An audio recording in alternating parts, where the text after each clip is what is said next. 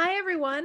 Welcome and good evening. My name is Nell Pepper, and on behalf of Harvard Bookstore, I am delighted to introduce this virtual event with Leone Ross presenting her new novel, Popisho, in conversation with Maisy Card.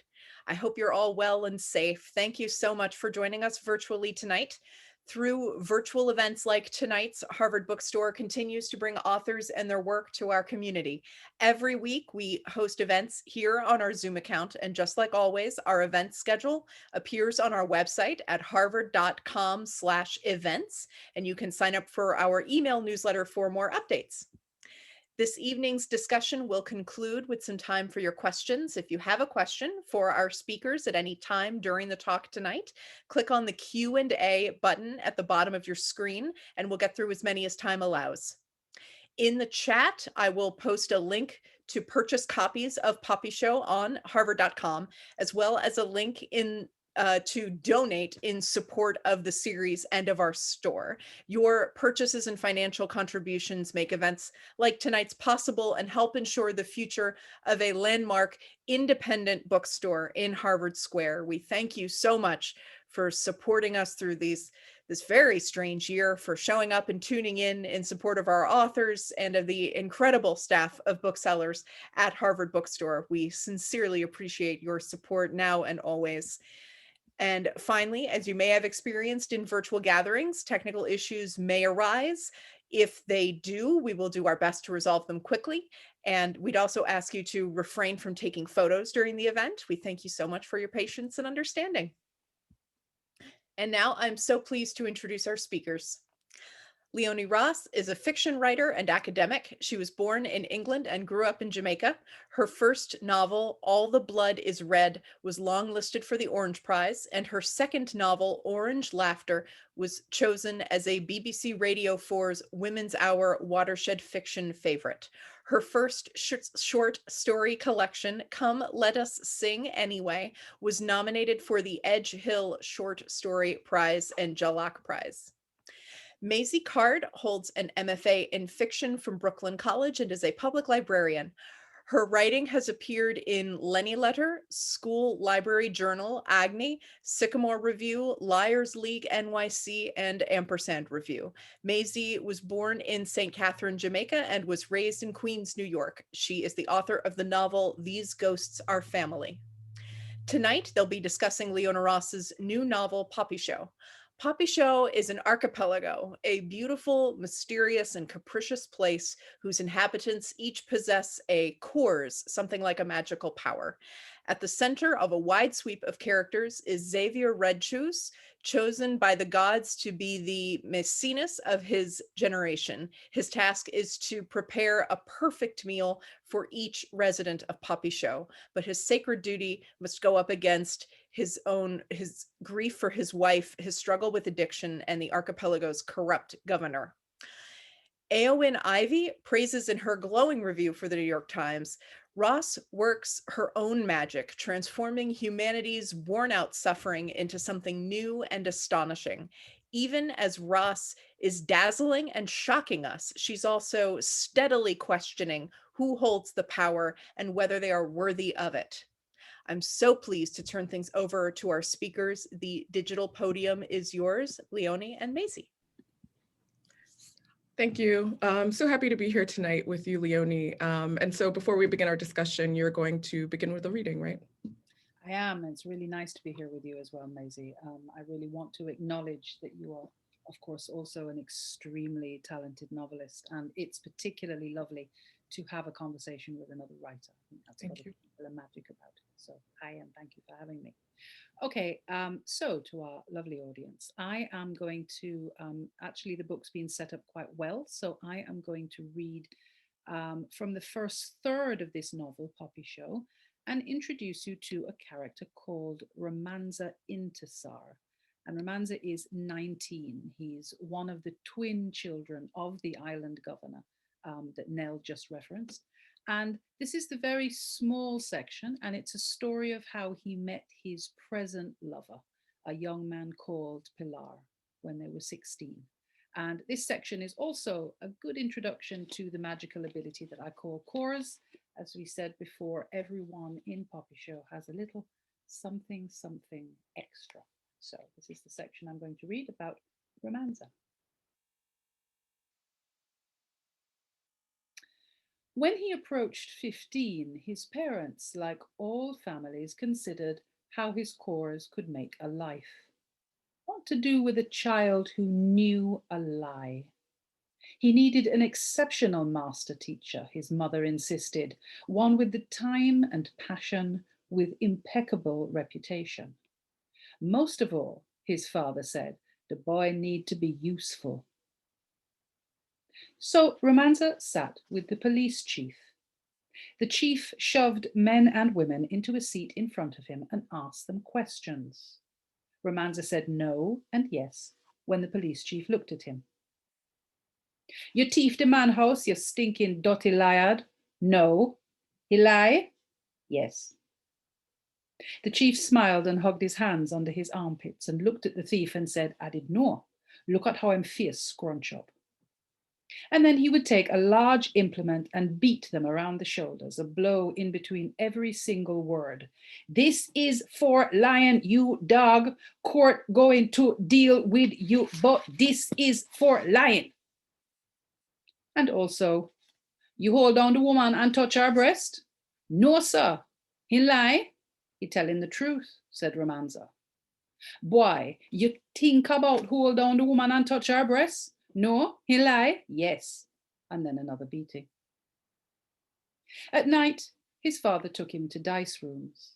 His father always had two big men with him, and he sat with strangers, debating into the early morning, clinking and drinking and yelling. Himself, romanza, dozing in the corner, his father rubbing his shoulders, whispering to keep him awake. I need you to remember who lie, romanza. A roaring, ebullient man with sour eyes. Send the boy to him hammock, intisar. He not even grow crutches here yet, and you have him out here. Can I trust them, romanza? Not the one in the blue tunic, Papa. He's a liar. Good. Anyone else? That loud man. Yes. He say his wife is sweet-tempered. And he don't believe it to be so. The father rubbed his son's head and rubbed the wrinkle between his son's eyes. It will all be well, don't worry. I'm not worried, said romanza. He knew all that he was. He hated his job. The Obia woman had made a mistake. This was not his master teacher. This was not the proper use of his cores. It was dirty and violent. It was dishonest. Then he met Pilar Tomas, dragged into the police station and accused of setting spell on somebody Kienfield. Pilar, no more than 18, rags barely covering, dirty but sparkling teeth, red skin in the days and cool at night, pure-bred peasant, but the boys looked like kin.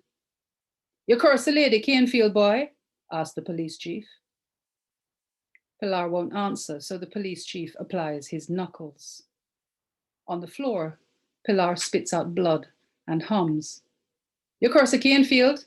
I speak. I, gesticulating. The police chief bends close. I curse you. Good. The chief is merry, because I feeling to give a good beating today. So lie right there, boy. I don't see no witness. Stay right there. I go and cut a rope and soak it in salt water for you. The boys regard each other across the room when the chief is gone. Is you curse the Canefield? Asked romanza. No. Then why you don't tell him? He's an idiot. That is not the answer, said romanza. I'm not answering any question like I'm a criminal. Romanza squinted. No, that's not it either. I'm proud like my mother. No. I hate cruel people. No. He has a look about him romanza has seen before, a willingness to consider the lies he didn't realize he told himself. This kind of lying gives romanza thin, burning lines in his gums. Pilar looks at him like he's interesting and hums. They can hear the splash of water outside. The salt water in the rope will dry on the skin and get into the cuts and burn. Romanza pours water from the chief's jug and Pilar drinks, lying on the floor, one leg hitched over the other. Why you don't tell him the truth? Implores romanza. I like to look strong. You like to look strong, yes, but that's not the answer to why you don't tell him. Pilar hums. Romanza says, that's a Coney song. Yes, says Pilar. Lizard teach me. If you work out why you can't tell him, then you can tell him and I can confirm it and he won't beat you. No use telling, said Pilar. Why you won't tell him the truth? Because beating is nothing. Pilar pulls his clothes aside to show Romanza the scars, wheeling across his shoulder blades, whipped around his waist, deep into the cleft of his buttocks. Romanza can hardly breathe. It will hurt me if he beats you, he said. Pilar considers. They look at each other, recognizing what they share. I will tell him I don't mess with no cane field. The chief is coming up the steps. Romanza touches Pilar's back for the first of what will be so many times. Master, he says. Pilar smiles. Can I sit by you? The parents scream. What is this boy to teach him, this nasty indigent? His only friends, the moon and the bush. The Obia woman is called back and 3 others, for the parents will not be hushed or comforted. But eventually, judgment was made. The only important question was whether Pilar had something to teach Romanza. And he did. He knew the land, and it never lied. That's the reading. That was great. Before I ask a question, actually, can you talk about the title a little bit for people who aren't Jamaican and don't know the significance? Sure. If you're Jamaican, I'm hoping you're laughing at the title. If you're not, Popisho kind of means a foolishness, a silliness. The context in which I know it most is when a man is cuckolded, when his wife or his woman cheats on him and it becomes a Popisho. But it can actually reference any context in which someone is being made an idiot of or some foolish situation. It's one of the many in-jokes that I have created, particularly for Jamaicans and for Caribbean people. I certainly have had lots of messages from Jamaicans saying to me, you call about Popisho, really? And I'm hoping, yes, from your expression as well, that you laughed as well, Maisy. So yes, that's the basis of it. Yeah. Okay, great. So I just wanted to just say how amazing the world building in this book was.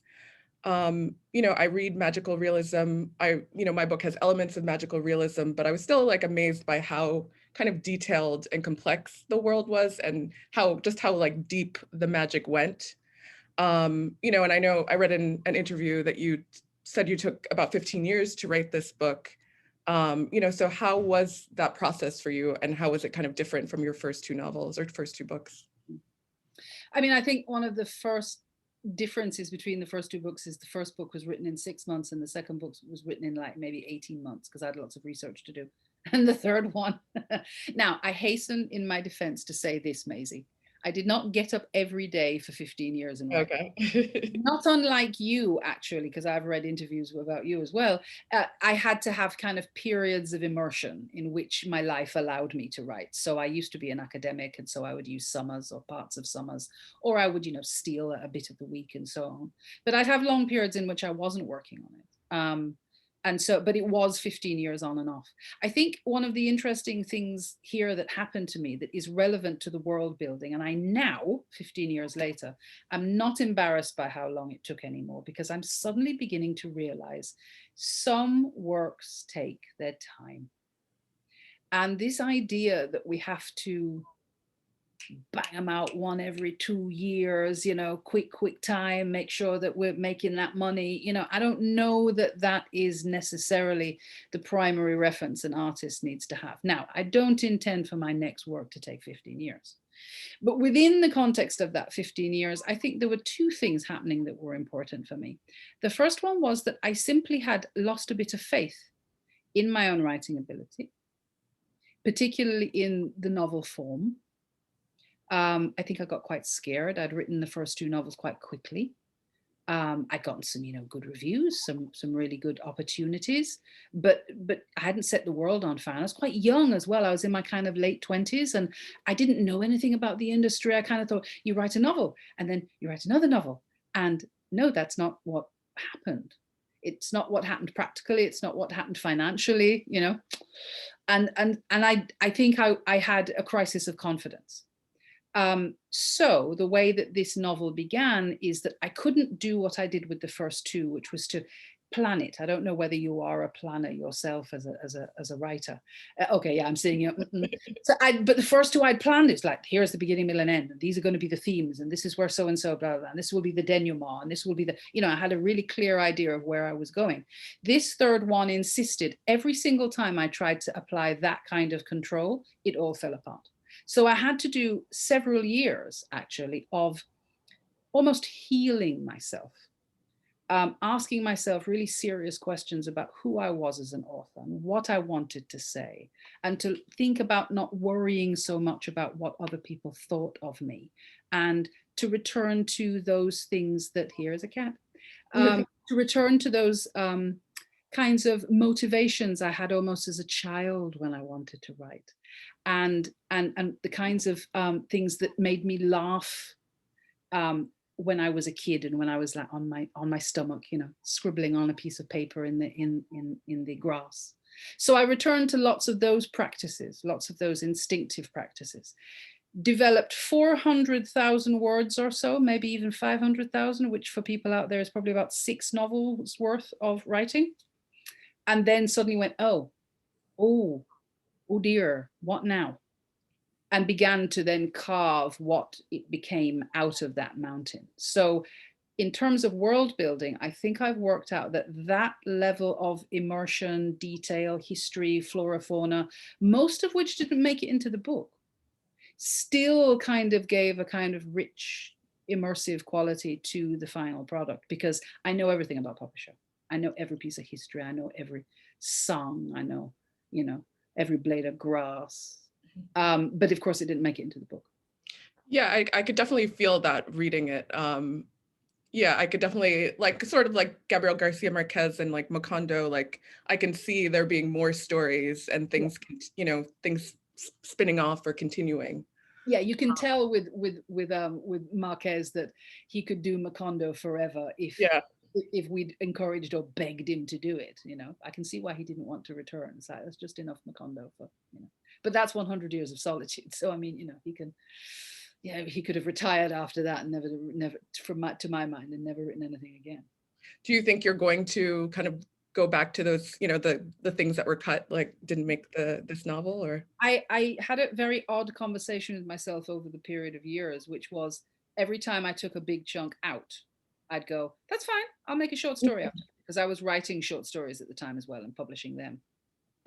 Short stories were the saving of them, because they kind of kept my hand in, and I kept feeling really enthusiastic about writing via short stories. But so I've got this huge kind of folder of stuff that I took out that I keep promising myself I'll make short stories out of. I think it's too soon for me to say, no, they're dead. I think I'm still playing that joke on myself that yes, there will be a collection of Popisho short stories. Now, every time I suggest that for the people who have read this book, I've had audiences go, yes, Popisho short stories. And I don't know. I don't want to become Popisho woman, I think. We'll have to see. But I will say this, if I had to write another Popisho book, it would start with the Obia women, who are kind of who are kind of in charge of witchcraft and magic in this book. Oh, that would be interesting. Because I think there's so much to be said about them. Yeah, and going back to something you said about, you know, kind of the crisis of confidence that you had, you know, with writing this book, or after your second book, I just felt that's kind of what I'm experiencing now, because I'm, you know, I took 12 years of my first, yeah, like I took 12 years on my first book, and you know, not continuously, but you know, when I had time, and now I'm just so aware that I don't have 12 years to spend on this book. You know, I have a contract, you know, so it's just like I think, you know, one different now that you've got the contract, because I never had a contract, you see, so maybe that would have put fire at my ass. I don't know. Yeah, I hope it can do that. I mean, my sympathies, but you know, right? You know what the answer is. You've said it yourself in interview. You need a shape. Yeah. You need a time frame, and that's the thing that took me ages to decide. But I finally began to have an answer to this novel when I went, right, it's going across one day. Oh, okay. And it's going to be, at one point there were like 63 point of view characters. I was like, well, clearly that's insanity, but there need to be several. So I went, okay, who are the points of view characters? It's like, okay, these 6 people, and actually 4 of them are primary. So that and then that peels away everything else. But then I had a very particular challenge, which was that I had a mountain that I had to climb. Are you feeling like you're going to create a mountain and then grab something out of it, or are you planning a little bit more this time? I was trying to plan, but I think I just plan and then I write and it becomes a mountain and then I have to kind of start over. And I think, reading this book was really, it's like giving me confidence in a way, I guess, because I think one of the things I've been thinking about as I'm writing, and it's not magical realism, but I'm still thinking, are people going to believe this? Can I get away with this? Because it's kind of just a setting that's a little unfamiliar to me. And so it was amazing reading your book, especially like, I don't want to give anything away, but there's this kind of event that happens to all the women. And I didn't really, if you read one review, you'll get yeah, I didn't read any reviews beforehand. So it was like a complete surprise. And I was just like, that's amazing.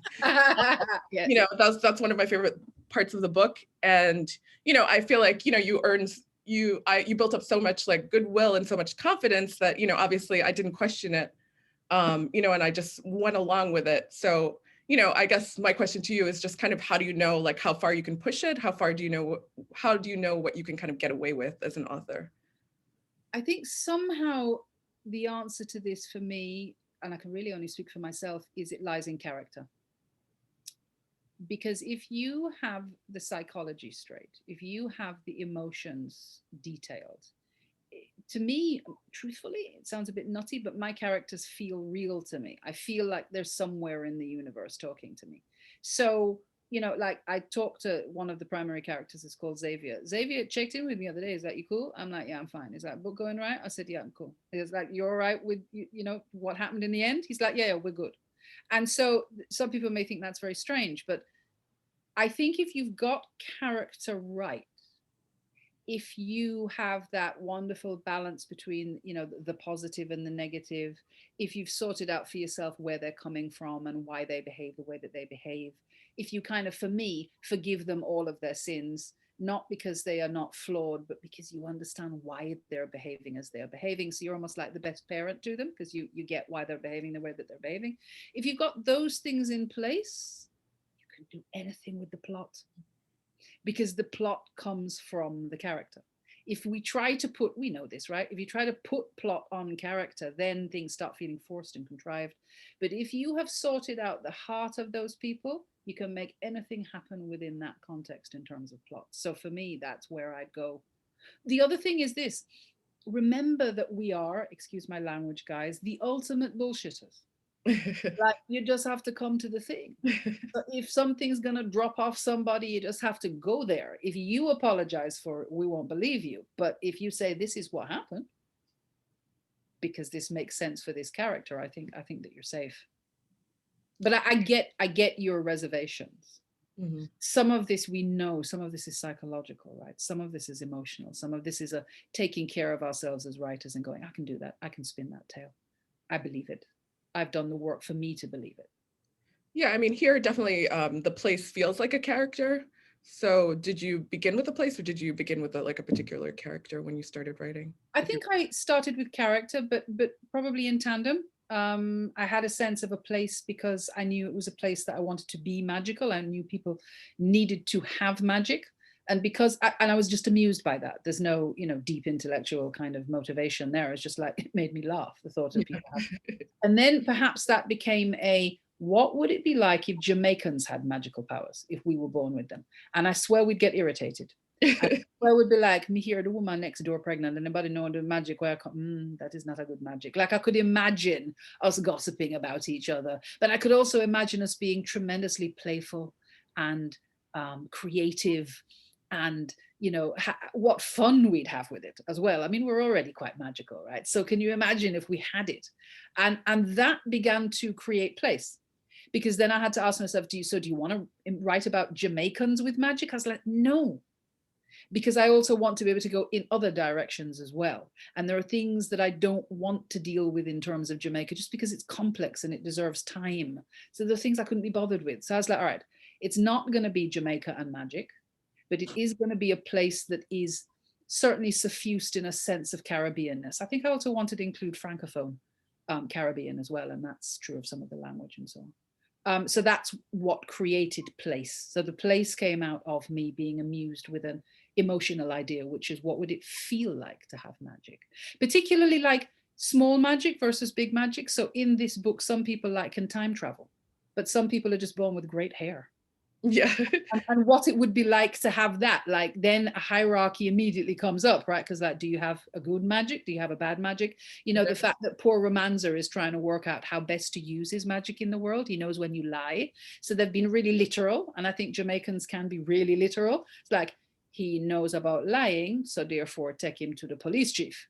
But as we can see, Romanza is extremely uncomfortable with the violence that is present in this space. And he has to fight to prove that that's not the best use of his magic.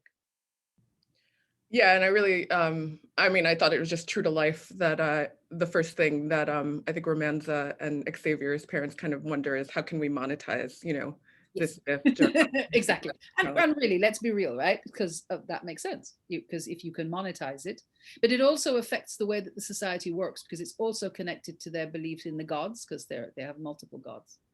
If you believe that your magic comes from the gods, and you believe that your whole life then should be kind of in respect of the magic that you've been given, then there's the potential to be stuck in a box, right? Because and you actually might, there are points at which, because Xavier's our protagonist, his cores, his magic is that he can season food with his hands. So he doesn't need ginger, him don't need no thyme, him don't need no Scotch bonnet, he's just got his hands, right? Which is perfect for him to be a chef. But there are days when maybe he didn't want to be a chef, you know, maybe he didn't want to be the, you know, the master chef of this entire nation and responsible for everyone kind of being nourished with a magic dish, which is what his the box he's been put into. Maybe he wants to just stick in his garden and be a little gardener, but he doesn't have the option. And for me, that allows us to have a larger conversation about how we come here, what our gifts are, how they're used, how we limit ourselves, how other people tell us who we are on the basis of race, class, gender, shade, you know. So I suppose I'm trying to satirize those weaknesses, those habits within our society as well. Yeah, and you know, I know it's not completely, obviously it's a fictional island, but yeah, I did see a lot of Jamaica, you know, in the book, you know, particularly in the language, but also you know, in specific characters. And I guess I wondered, you know, the landscape felt very, you know, there's a lot of sensory details. It just felt real.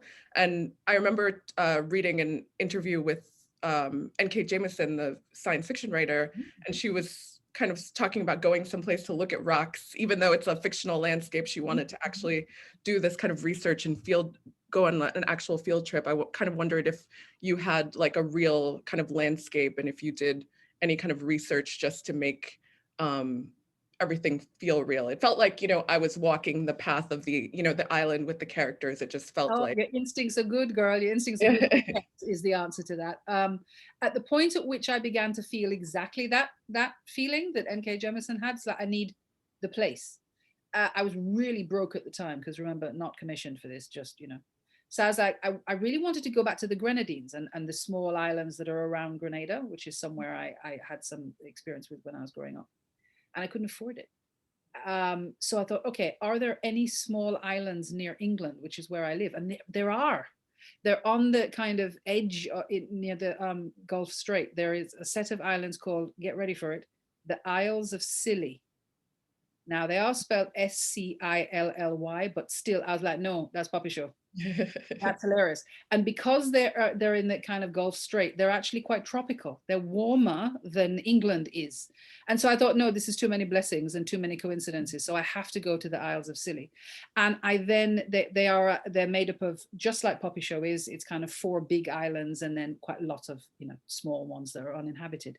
So I walked the perimeter of several of the islands to see whether I could do it in a day. I got into boats and went from one island to the other. I chatted with people. I had my timer. I was like, Oh, wow. all right, if this doesn't work in 24 hours, we can't just make up some little magic time in something, but let's see if it's possible. So I have done it. I know that it's possible to do this, the trips, the journeys that all the characters make across Popisho in a 24-hour period.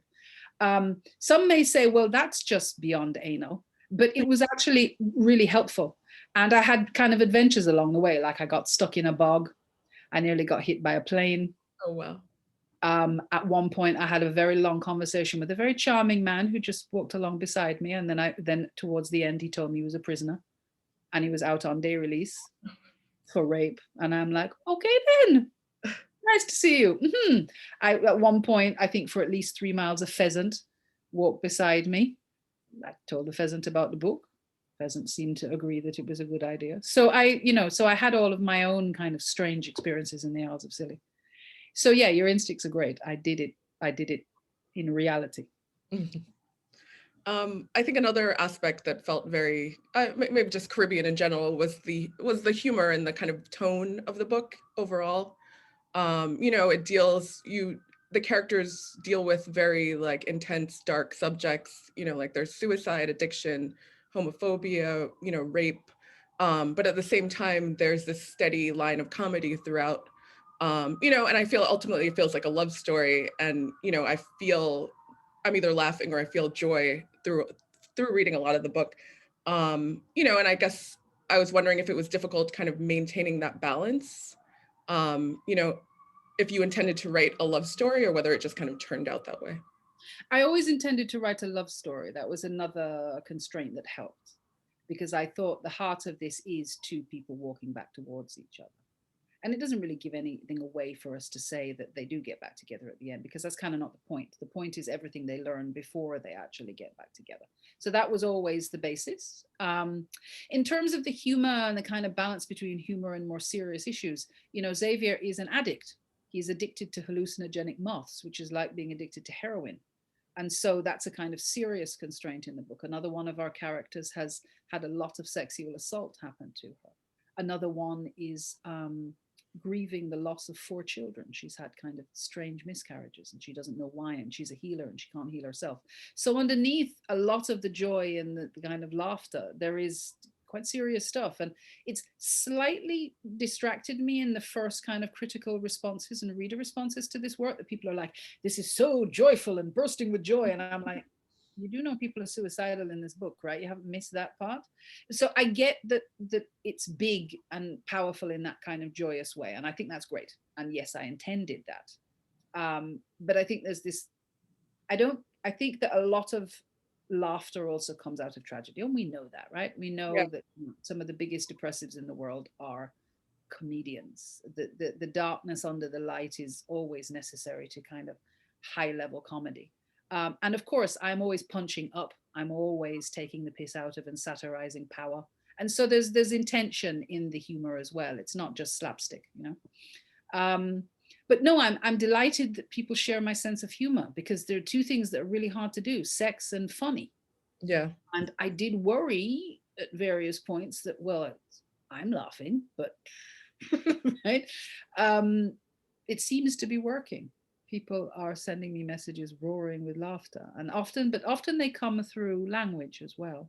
Like I've called a god backside or something, So some of the little ticks of humor are momentary.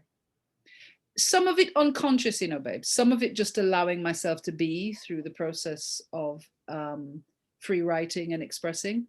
I don't think it would have been as funny if I'd been planning it harder than I was.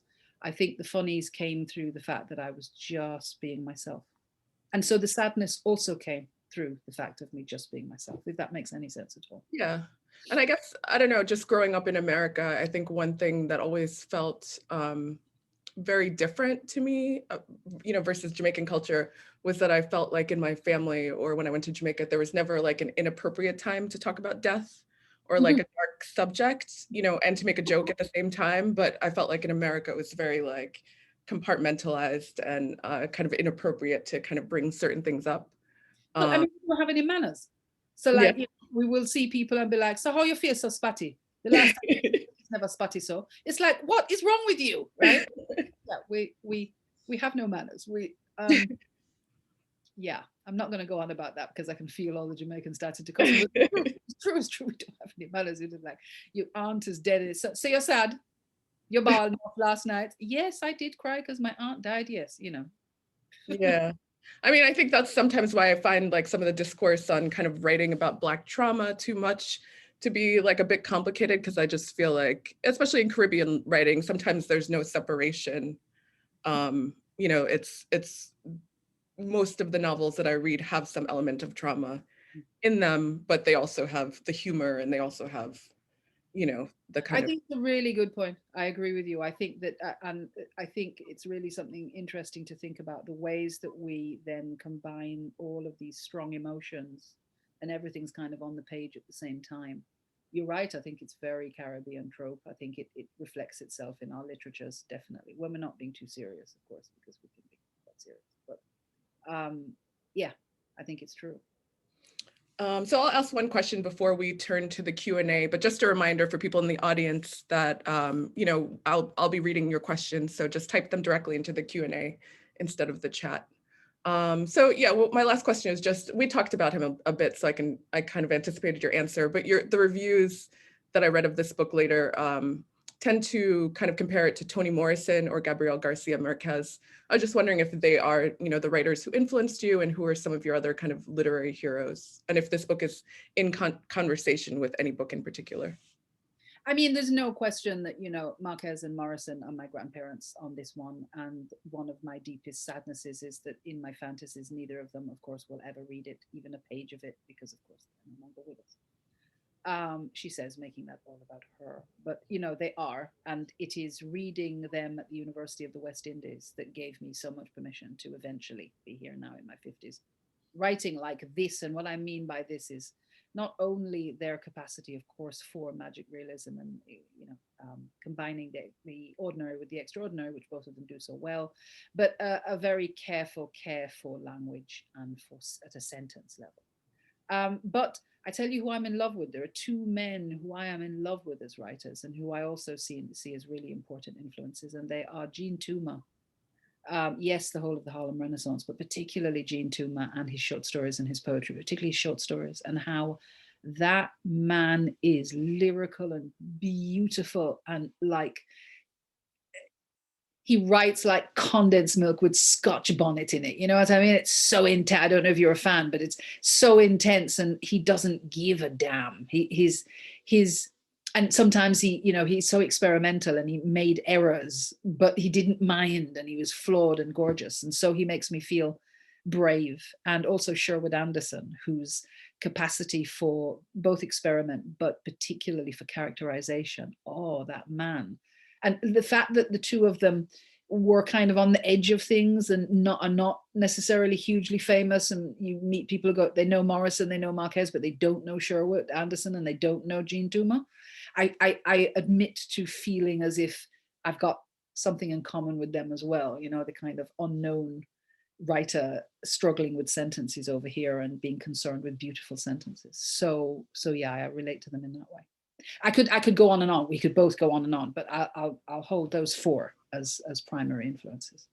Stephen King, Stephen King, all the way through my adolescence. You know, people give Stephen a hard time, and they don't give him any awards, and you know, only no literary awards. But that man can tell a tale, can hold you on a page, and we both know how hard that is to do. Yeah. So, he schooled me too, no question. All right, there are some questions in the chat. The first, they're all anonymous, so I can't read the names, but the first one just says, thank you for your tremendous reading. While writing, especially while writing dialogue, do you ever read your prose aloud? Absolutely, all the your time. writing has such a brilliant, vibrant back and forth quality. Thank you. All the time is the short answer. Very important. Writing, especially in the edit. I don't like first drafts. I like editing. In the redrafting and the editing, I'm very concerned with sound, musicality. I am not personally musical. I can't hold a note. I don't have a musical instrument, but I do feel almost orchestral when I'm editing. I feel like I'm kind of poised over the thing, kind of doing this a little bit. So yes, for dialogue in particular, I do read it out loud constantly, but I read all of my sentences out loud because the answer to me always lies in, does that sound right? Does that sound right? And I can't tell unless I'm reading them all in concert with each other. One of the reasons it takes me a long time to edit, because I'm thinking not only when I'm reading page 24 about the sentence before and the sentence that comes afterwards, but something I remember from page 19, which is insane, by the way, but that's one of the ways I do it. Okay, there's another question. Were you able to write another work in the midst of writing Popisho? Yeah. And yes, I wrote a collection of short stories called Come Let Us Sing Anyway, which is actually really probably a collection that came out of the best of, because most of them are published before in different places. So yes, short stories kept me sane all the way through the 15 years. And I was kind of publishing short stories consistently. I don't know, short stories for you, Maisy? Are you a short story writer? Yes, I know your work started as a kind of... Yeah, and the structure is pretty much it's kind of a novel in stories. Yeah, exactly, which I can see as well. Yeah. No, I love short stories. And just because I've returned to the novel doesn't mean that I'm not still in love with short stories. In fact, I may, even though as a little girl, I thought I am a novelist, I might be a short story writer in my heart. They come really easily to me. Yeah, I think that's the challenge for me with the second book too, is that I'm purposely trying to stay away from the novel and stories form, since I did that the first time, and just do a kind of more standard structure. Yeah. So I'm kind of seeing how it works out for me. Another question, what does the term magical realism mean to you in your work? It sometimes feels like a term haphazardly applied to work that is regional or embraces beliefs beyond the norm. And I was wondering how you operate with and within the phrase. I think it's a really serious question, because I think a lot of people just apply this phrase just kind of randomly. If anything's vaguely odd, or as you say, if anything comes from people of color. For me, magic realism is several things. First of all, it is playful, but primarily it is political.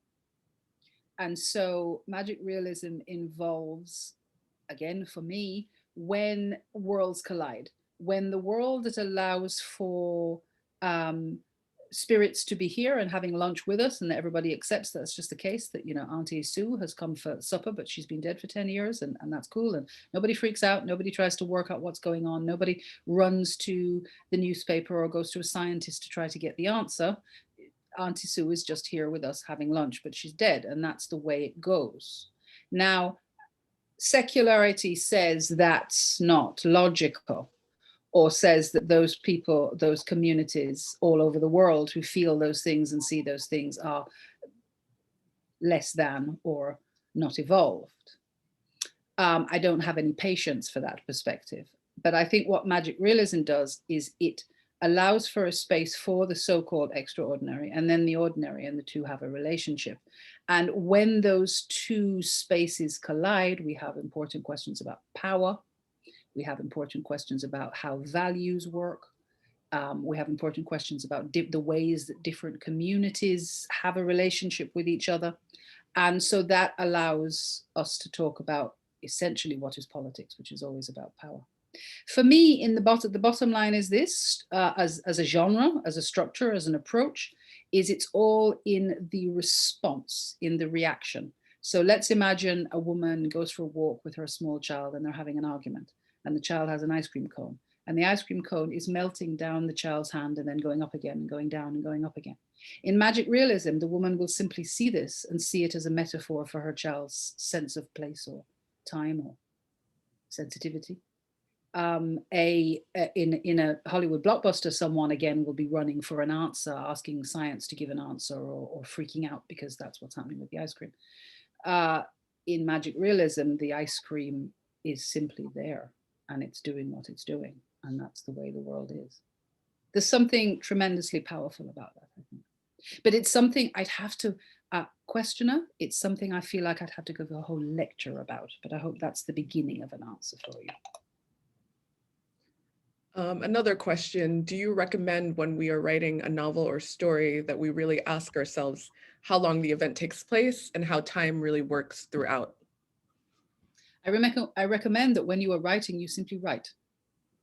That's far too much of a serious question to ask yourself when you are in the writing. When you're in the writing, blood, heart, feeling, instinct, trust yourself, said a thing, right? When you, of course, then are looking back on it and thinking, sure, you can ask yourself serious questions about time and the way that it operates, because it's an important constraint. Yes, time, place, structure, intention, themes. My feeling about this is, and I used to be a teacher of creative writing, so that, you know, I have certain perspectives on what it's like to learn how to write. Certainly, I know that my students and myself, and perhaps you, Maisy, I don't know, have benefited from having times to write, to express, to explore, and times to edit and assess, and that those two should be torn apart from each other. That if they get too mixed up, then the process becomes even more difficult. But depending on who you are, you could spend 15 minutes creating and then 15 minutes having a little fiddle and fixing and assessing and then keep going. But I think you should be very clear about what you're doing and when you are doing it, because it uses different parts of the brain. And if the two start colliding, then I think that an argument takes place and blocks occur. Yeah, I think at the first couple of years of writing this book, I was just editing the same sentences for over and and then it took bloody ages, right? Yeah. Exactly. I just think, I mean, and again, you know, in a way you needed to do that for you. I don't think that's wrong, but it does take more time.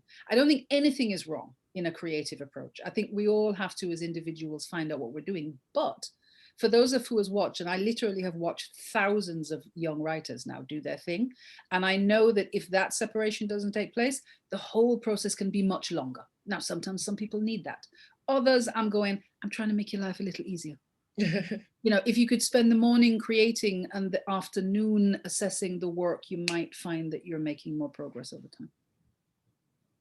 Another question, for your characters, which came first, the power or the predicament? I love how you portray power as something both transcendent and also binding, and I would love to hear more about how you began to write that. Can I give a sufficiently intellectual answer to this question? Because it's a serious question. So thoughtful. Thank you so much. The power first, the magic first, because I think that that's what amused me and gave me ideas. And then the structures and then the themes that came out of that. So a part of a woman's body falls away from her. That came to me in just a moment of free writing. I thought, oh, that's so funny. Okay. Let's go with that and see what happens. So I had no plan when that happened. And yet, let's just give it away because it's in reviews, right? So at some point in this book, all of the women over 18, their vulvas fall away from their bodies, their pum-pums fall, right? So then, so I did that out of fun. And that was the power, that was the magic. And then I thought, well, hold a minute. So what are the implications of that? What is it to hold your own vulva in your hand? Do you want to put it back? Do you perhaps want to not have it anymore? How are the men and women around you? How is your family or your lovers responding to this kind of free range pum pum? You know, who are you when you look at your own sexuality, when you look at your own body, when you look at your own shame, when you look at your own pain? And so I think for me, I hope this is answering the question, the powers came first. And I think we are talking about magical powers in this context. And then the structure and the ideas and the themes came after that. I would just stop and go, okay, there's some magic. What's the implication? There's some more magic. What's the implication? What's the socio-political implication? What's the psychological implication? What's the emotional implication? Yeah, I loved when after that happened, like the kind of range of emotions the reader goes through. You know, at first just it's like hilarious, but then at times you feel like terrible fear, you know, tremendous fear for the characters. You know, and it just up and down, which was pretty exciting. I'm glad for that because I do want you to have a laugh and then go, wait, hold it though. But her pom pom just fell off. So crap. Now what? I would love for women all over the world to go, and what would I feel? And what would I do faced with this part of my life? Another question from Jason. You've worked on this novel on and off for 15 years and the characters talk to you. Surely you must care very much for these characters. How do you let catastrophes happen to them so that the story can happen? Because the story is everything, baby. I love these characters, but they must grow. You know, narrative must take place. A beginning, middle, and end must happen, climactic moments, and also ending. You know, I had to finish this friggin' novel, right? Yeah. So therefore, bad things had to happen, and then they had to evolve, and then we had to get to the end and denouement, climax, and we're gone, we're done. So actually, as much as I speak so affectionately, and I do, I love these characters, they feel real to me. Yeah, I had to torture them because they're there to make a good story. And we all know that narrative needs conflict and needs tension and needs questions. And that's one of the ways that I honor my characters, because if I don't create tensions, which means hopefully, if the book has worked for you, then the tensions and the questions that come from the tensions are causing you to want to read through. So you're turning pages. To read this whole book, to read these whole lives, is to honor the characters. And so therefore I have to attend to story. So that's why I torture them. Okay, another question. Could you say more about what led you to develop Xavier's cores? Is the perfect meal magic from a particular folklore tradition? This is a good question. Are there elements of Jamaican cuisine that inspired you? Okay, kind of two questions. So his course came from, first of all, I was interested in the psychology of fame, actually, what it is to be looked at, talked about, known very well. I think maybe this was happening towards the end of my journalistic career when I was interviewing quite a lot of famous people, and I became really fascinated with what it was to be looked at.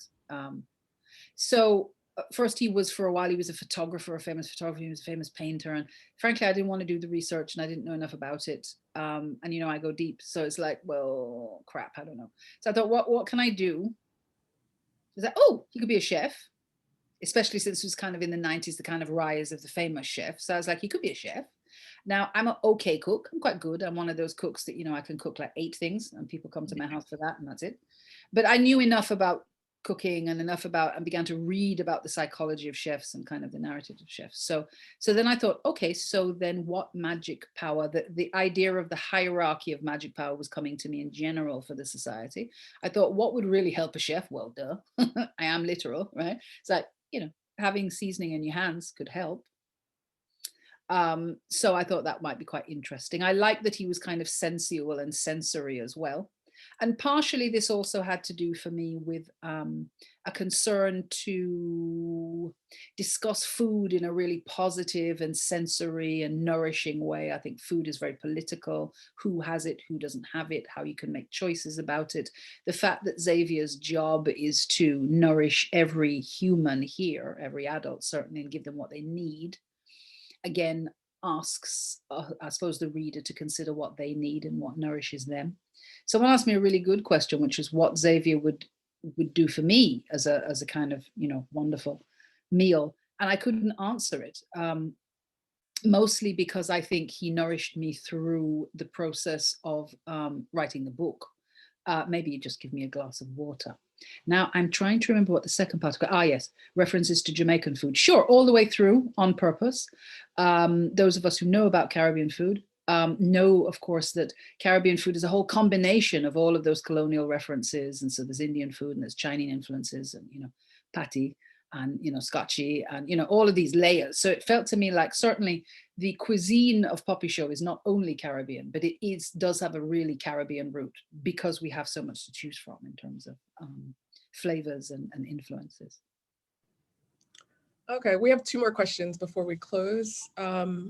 Someone says, I love that you both address the idea of blending the joy with some hard realities. Do you feel that magical realism allows you to parse reality in a way that other styles, for lack of a better word, do not? Yeah, I think it is a perfect form, a perfect genre for what you describe. It's poised to do that. It is not, you know, fantasy does it as well, of course. Horror does it. All kinds of, you know, so supposedly populist genres have this tremendous sociopolitical context and function.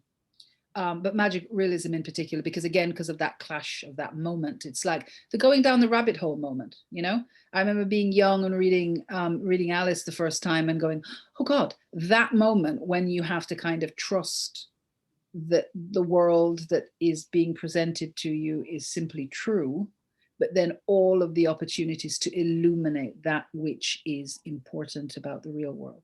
So yes, perfect, Jennifer. Do you feel the same way? You're moving towards realism, it sounds, Maisy. So perhaps this is not such a relevant question for you at this time.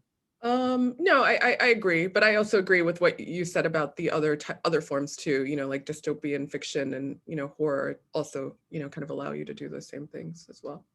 Yeah. Final question comes from Laura. How do you feel about moving on from these characters after living with them for these past many years? Can you give us a little preview of what you're going to work on next? No. Mostly because I don't know. I can feel a little thing right here, but saying something to me, but I have no idea what it is yet. So it's too embryonic, and I would just, I don't want to make any promises I can't keep. But thank you for being interested. I miss them. I wrote an article, a short article for the Financial Times the other day, which involves, it's something they've never let anyone but their staff do before. So it was a real blessing to be allowed to do this, in which that you imagine bringing together anybody you want at a dinner party. And I brought together Audre Lorde, Toni Morrison, Prince, Shivani Ramlakhan, who is a Trinidadian poet, and Brain Function. There was one of James Baldwin, right, for dinner, and me, of course, because hello. And being cooked for by Xavier on Popisho. And the speed with which I was back there, man, I was just like back in Popisho, and I knew his restaurant's called the Torrent Poem. We were there, I could smell it, I could feel it. Audre Lorde and Toni Morrison dancing with each other, Prince making up new songs in the background, and Xavier just coming in with this perfect food every moment, and I thought, oh, part of my heart is still there, but it always will be. I think that's fine, because it was 15 years of my life, through my 30s, through my 40s, into my 50s, these people who feel real to me with all of their real pains. The gorgeous thing is that I have been given the opportunity to share it with the whole world. I can't imagine the state I'd be in. Maisy, can you imagine if you hadn't published your first novel? It had to be published at some point in life. And they still come and talk to me. As I said near the start, Xavier comes, whispers in my ear, and tells me that he's okay. Okay, that was our final question. This was such a great discussion. Thank you so much, Leonie. Thank you so much for the attention and time of people in the room. And Maisy, thank you so much for your really thoughtful, really lovely questions. Thank you for your time. Thanks so much to both of you. This was really lovely. And thanks to all of you for joining us at home. I've reposted the link in the chat to learn more about Popisho and to purchase copies on behalf of Harvard Bookstore in Cambridge. Thank you so much for joining us. Have a good evening and stay safe. And once again, thanks to both of you, Leonie and Maisy. Maisy, much love.